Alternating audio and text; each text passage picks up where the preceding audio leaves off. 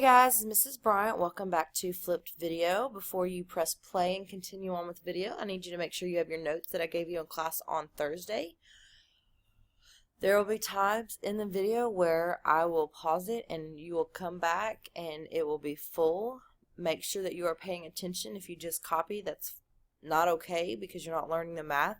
But I also know that I need the time in order to teach you how to do slope and y-intercept. So, when you are ready, go ahead and press play and make sure you follow along.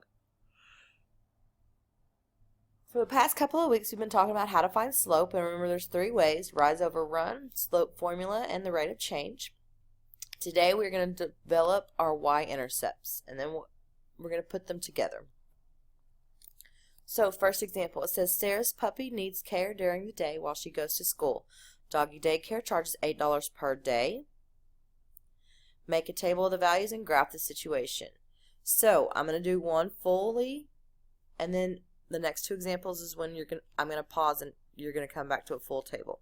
So 0 days cost $0. 1 day costs 8, 16, 24, 32, and 40. And now we can graph it. 0 days, $0. We know it's proportional. 1 day $8, 2 days $16. 3 days, $24, 4 days, $32, 5 days, $40. And we are not connecting them because it would be discrete because we are counting, we are not measuring. So let's see what their table and their graph look like.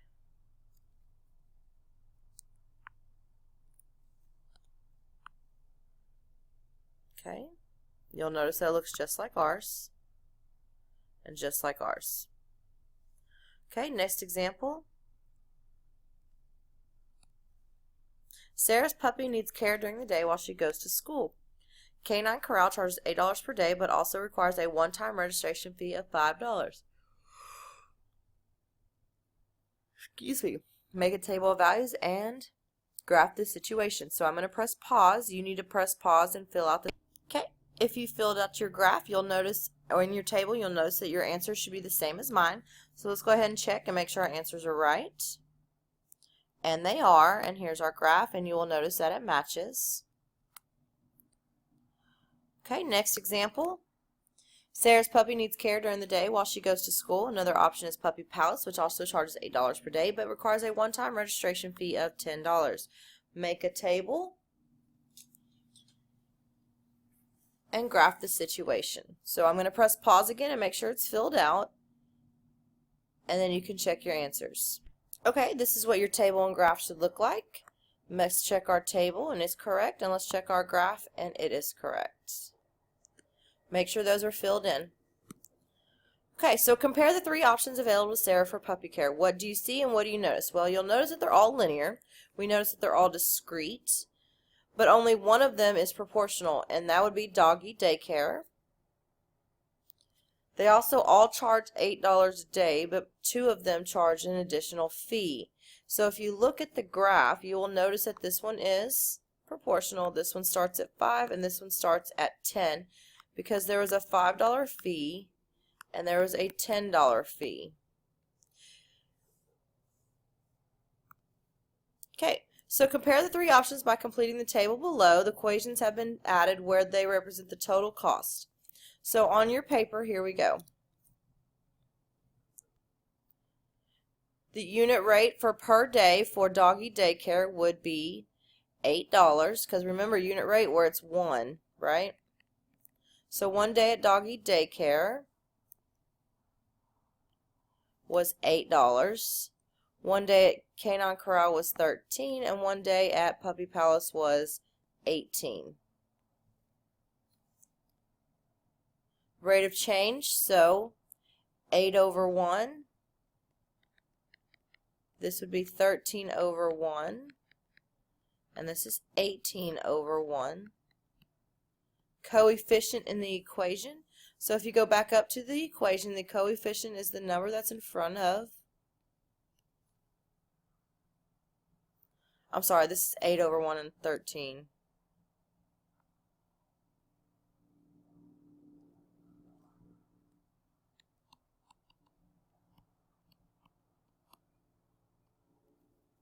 and this is 8. So the coefficient was 8 on each graph. Okay, so vertical change would be 8 over 1. Rise over run is 8. So what you should notice is you are going to get the same slope for each. Compare the three options by completing the table below. The equations have been added. So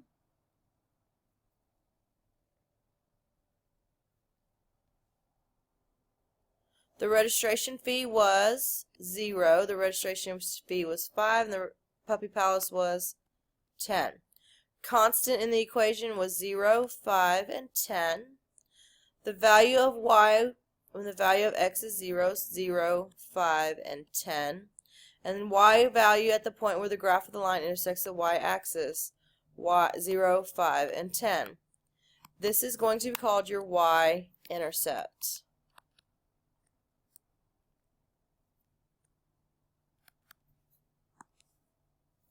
So when we talk about the initial fee, the starting point, the constant, the value of y when x equals 0, and where it intersects the y-axis, we are talking about the y-intercept. And we need to know that when we start writing equations in slope-intercept form. This b is going to be your y-intercept. So all three equations for puppy care are in slope-intercept form. How do you think this form got its name? And this is a foldable we will do in class on Tuesday. So let's find the slope and the y-intercept. M represents slope, B represents your y-intercept. Very first thing, always look for b-intercept first. Always look for y-intercept first because it's your starting point.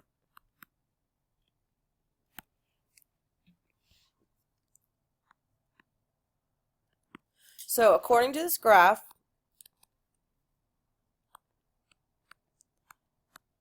our y-intercept is -3. So now let's find our slope. Rise over run. I want to choose my -3 because we know it's a point that works. And I want to choose this point right here. So here we go. 1, 2, 3, 4. So -4 is my rise. And my run is -1. So -4 divided by -1 is 4. And that's it. Now you understand why we made sure that you knew slope so well. Next example, find the slope and the y-intercept for the graph of the linear equation. So we're going to be looking for slope, and we're going to be looking for your b. Your y-intercept is where I told you to start, so our y-intercept is +4. Now let's find our slope. Rise over run. I want to start with this point, and I want to go to this point. So here we go. Rise. 1, 2, 3, 4. So +4. And then run would be -1, -2 because we went to the left. So 4 divided by -2 is -2. So our slope is -2. Find the slope and the y-intercept. So m equals and b equals. Our b is where it crosses the y-axis, so we have -3. And our slope, we don't know what our slope is. There is no rise, so rise is 0 divided by run. And that's going to be, we could choose any point, so 1, 2, 3, 4. So +4 equals 0. So our slope is 0. Find the slope and the y-intercept. So m equals, b equals. B is going to equal 6 because that's where it crosses the y-axis. I want to find my slope, so I'm going to choose this point and my 6 because I know 6 is a point. So I'm going to rise over run. So my rise is -1. And my run is 1, 2, 3, 4. So my answer is negative 1/4.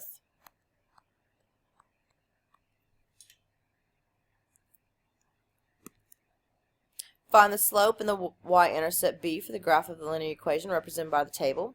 Okay, so when you're looking for b, where x equals 0.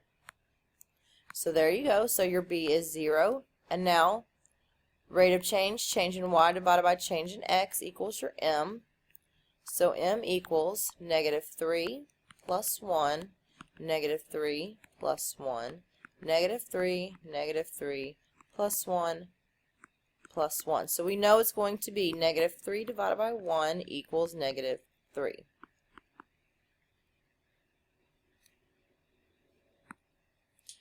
Find the slope in the b. Well, here's your b. b equals negative 2 because your x was equal to 0. M equals change in y, change in x, and then we're going to divide. So this is minus 3, minus 3, minus 3, minus 3, plus 1, plus 1, plus 1, plus 1. So it's going to be negative 3 divided by 1, so that's going to equal negative 3. Find the slope and the y-intercept for the graph of the linear equation represented by the table. There's your b. b equals 1. It's where x equals 0. So now we got to find m. Change in y divided by change in x. Plus 1, plus 2, plus 2, plus 2. Plus 3, plus 6, plus 6, plus 6. So change in y divided by change in x equals 3 divided by 1 equals 3, and 6 divided by 2 equals 3. So our m is equal to 3.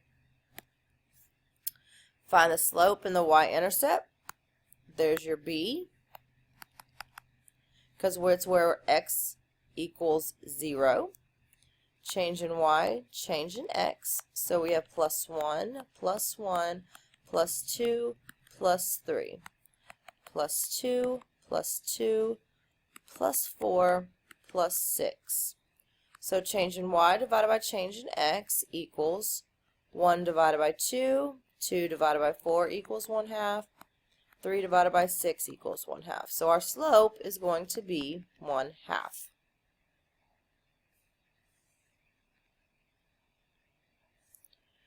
Find the slope and the y-intercept for the graph of the equation represented by the situation. Remember, we talked about fees or anything added to the situation is going to be your y-intercept.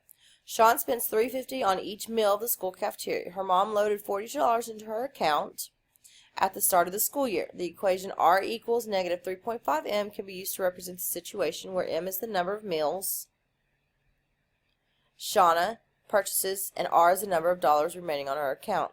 So our slope would be this coefficient, right? So it's negative 3.5, and our y-intercept is where the graph starts, so 42. At Phones R Us, Xavier has paid $15 for every cell phone plan one of his customers paid. The equation right here can be used to represent. So our y-intercept, if you'll notice on the table, is going to be 0, and our slope is 15 because it's that coefficient in front of that variable.